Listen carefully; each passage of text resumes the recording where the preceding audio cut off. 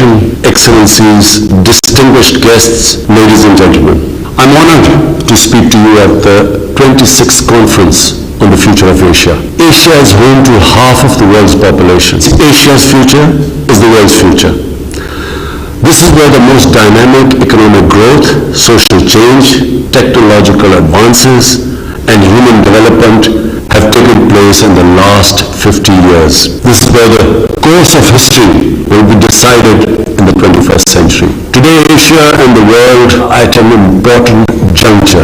We confront unprecedented challenges, but we also have exciting opportunities to advance progress and prosperity. Our first priority at present is to confront and conquer the COVID-19 pandemic. This virus has created the worst global health, economic, and social crisis in the past 100 years. It has infected hundreds of millions, killed over 3 million people, reversed economic growth, enlarged poverty, and worst of all, created huge unemployment.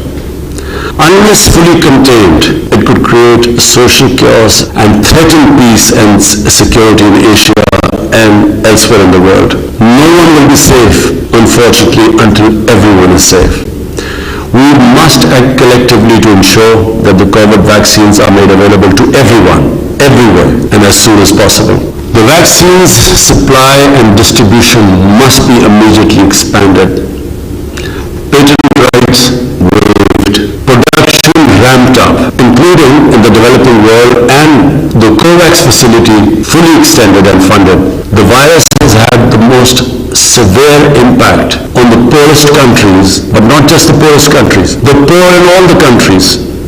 It is essential to provide low-income countries and others in financial distress with fiscal space and liquidity to respond to the impact of the pandemic and revive economic growth and preserve social stability. I had proposed a 5-point agenda for debt relief, SDR creation and reallocation, larger concessional finance, fulfillment of climate finance commitments, and an end to illicit financial flows from developing countries. I'm gratified that consensus is evolving on these essential actions already. I welcome the extension of G20's debt suspension initiative, the agreement to create $650 billion in new SDRs, to expand IDF funding, and to expand emergency support programs for the multilateral development banks. The recommendations of the FACT-I panel on illicit financial flows must also be implemented. To ensure rapid recovery, we in Asia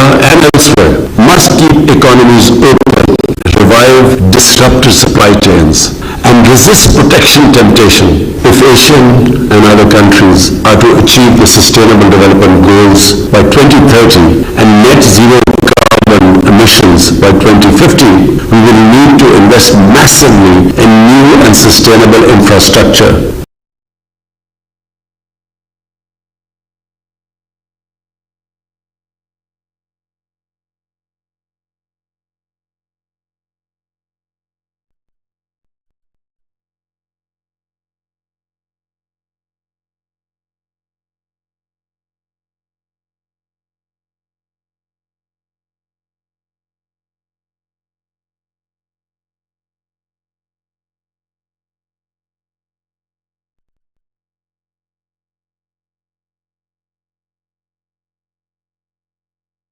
On illicit financial